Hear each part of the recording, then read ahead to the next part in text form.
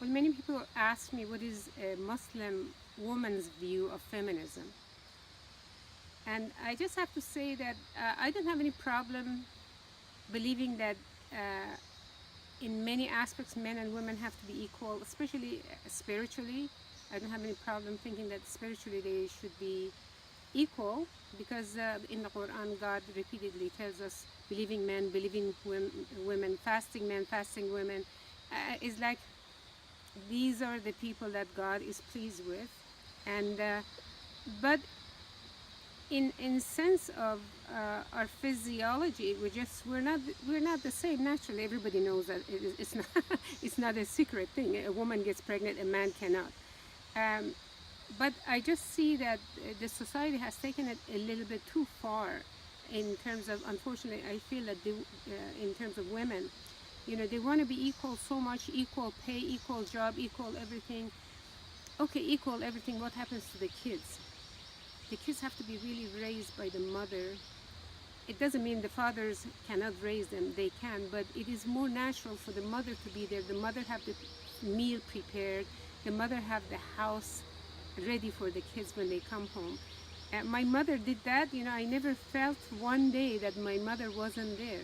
We were middle class, or maybe lower middle class family. We didn't have much of anything.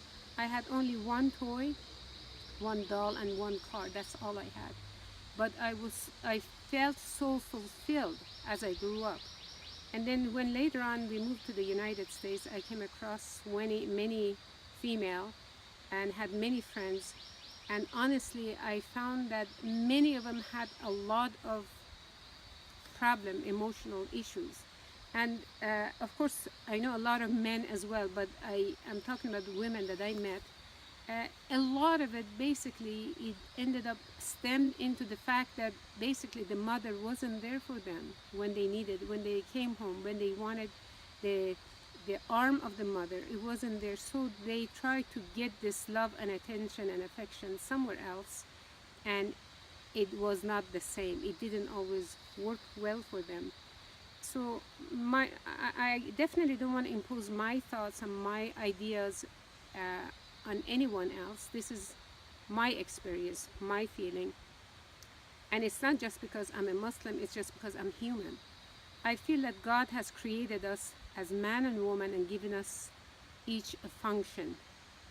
When we want to cross over to the other side, almost always we get into some kind of problem. There's like a backlash. So why is it that we try so hard to be like the other side? Why not have peace with being a mother? If we're going to get married, if we want to continue working and have our career, there's nothing wrong with it. Want to go to school, there's nothing wrong with it. But at least think twice about having children. What's the point of having children and then letting a child care center or grandparents or some institution or a person, or somebody else raise this kid? This kid will not be the same child, the same adult as someone who's been raised by the mother in mother's arms. This has been evident over and over and over again, and the studies have proven this to be true.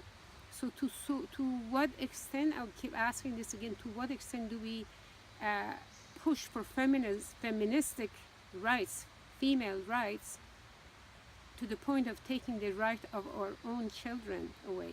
So anyway, I don't believe that we are equal 100%, especially in the areas that I mentioned. And I wish I had to do it over again, because I did exactly what I'm telling you not to do.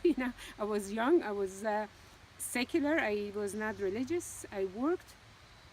Even though I worked from the home, when I had my children, my mind wasn't with them.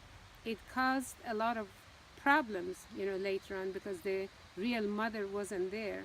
And if I had to do it all over again, I would have adjusted some things in my life. I would have settled for less financially, or living style, or cars, or anything else like this. So I had the least concern about earning money. And of course, I did not have a husband or ex-husband that supported us. So the whole problem was on my shoulder.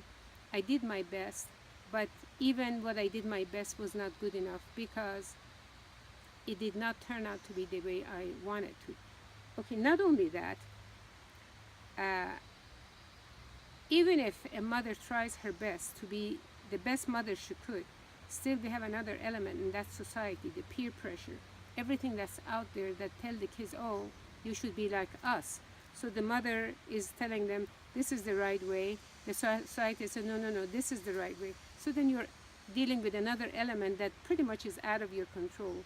At the end of the day, I would say to the mothers, do your best to raise your children in a godly way, make them God conscious, give them the love that you can, be there for them, and then put them in God's hands. And even though they go astray or they go like, off the path, they will never forget the love that you gave them, and they will do that for their own children. And you just, at the end, you have to hope for the best and put them in God's hands.